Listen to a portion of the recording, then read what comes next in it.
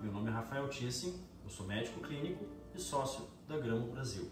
E hoje eu vim te perguntar, qual é a quantidade correta de sal que nós devemos colocar na nossa alimentação?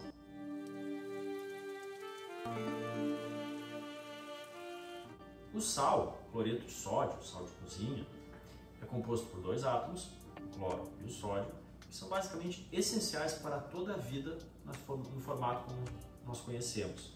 Nesse exato momento, no meu coração, no seu coração, o músculo cardíaco, as células do músculo cardíaco estão constantemente bombeando sódio para dentro, para fora da célula, gerando energia elétrica, que é responsável pela contração cardíaca e bem como acontece na sinapse do nosso cérebro, ou seja, constantemente o sódio está atuando no nosso corpo para nos manter vivos.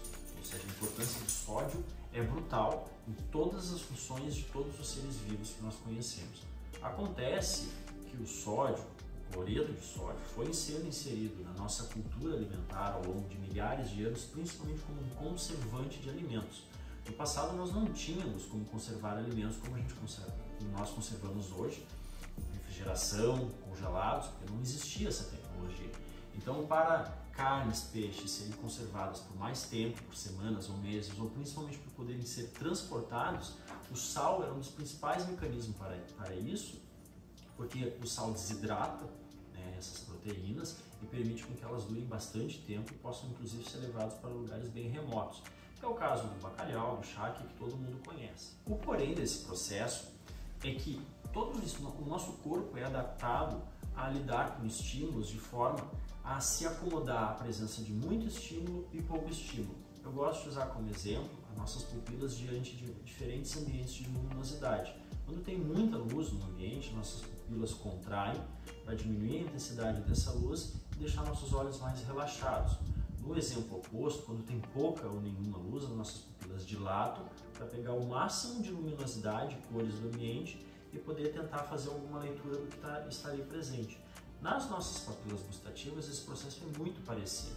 O que acontece? Tanto para doce quanto para outros estímulos, mas no caso que nós estamos falando do sal, quanto mais estímulo tem, quanto mais sal a gente come, o nosso corpo vai produzindo menos receptores do sódio, porque com o excesso de informação, o nosso corpo começa a ter menos necessidade de produzir esses receptores.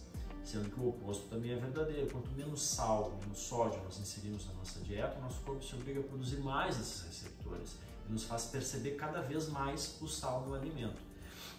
O que acontece? As pessoas vão se adaptando a quantidades cada vez maiores de sal em níveis que vão invariavelmente trazer dano aos sistemas do nosso corpo, principalmente o renal, o cardiovascular, porque o sal ele faz a pressão subir, porque o sal puxa líquido em excesso para dentro do corpo. O sal tem uma série de outros mecanismos de lesa do sistema cardiovascular, cérebrovascular.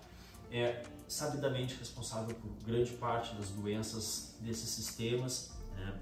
E o paradoxo interessante aqui é que justamente essas doenças, muitas vezes, além de existir um dano crônico, um componente genético, mas as pessoas estão submetidas no momento ali, naquele exato instante, ao excesso de sal no seu corpo por mera adaptação do paladar. Ou seja, a pessoa não precisaria comer aquele sal, mas aquele sódio na alimentação. Mas ela está tão adaptada que ela não consegue comer a sua alimentação sem aquela quantidade de sal excessiva, tá? E com isso ela vai cronicamente causando cada vez mais dano nesses sistemas. Tá?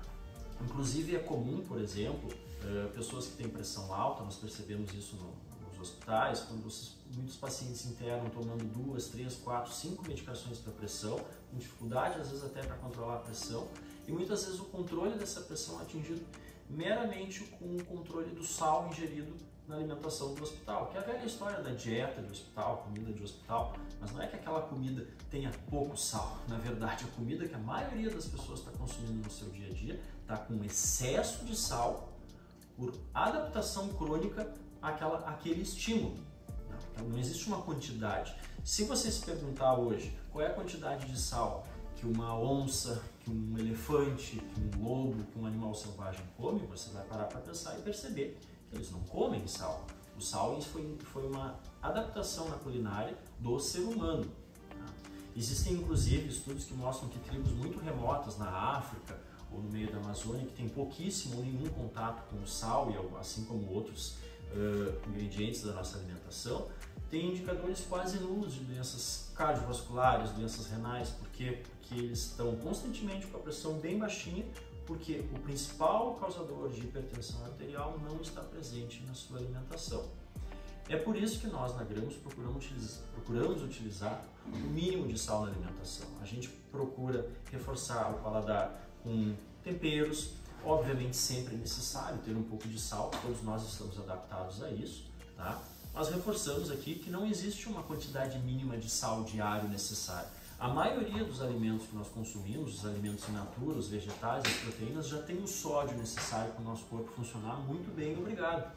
O sal que nós colocamos na dieta, quase todos, sem exceção, é um sal que é excessivo e não deveria estar na nossa alimentação, mas o nosso corpo tolera pequenas quantidades adequadamente, e essas pequenas quantidades que seria o ideal.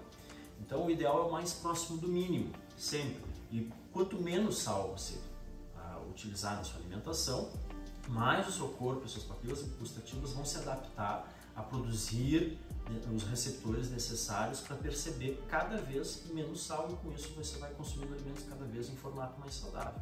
Por isso que a gente procura na Grama utilizar pouco sal na comida, sempre enviamos um sachê para quem quiser temperar um pouquinho a mais a sua salada, a sua carne, tá? Mas a ideia é sempre a pessoa tentar botar o mínimo necessário para ficar o paladar agradável, tá? Gostou desse conteúdo? Compartilha com seus amigos, comenta conosco, tá? E se quiser conhecer melhor o nosso projeto, só acessar aí nossas redes sociais.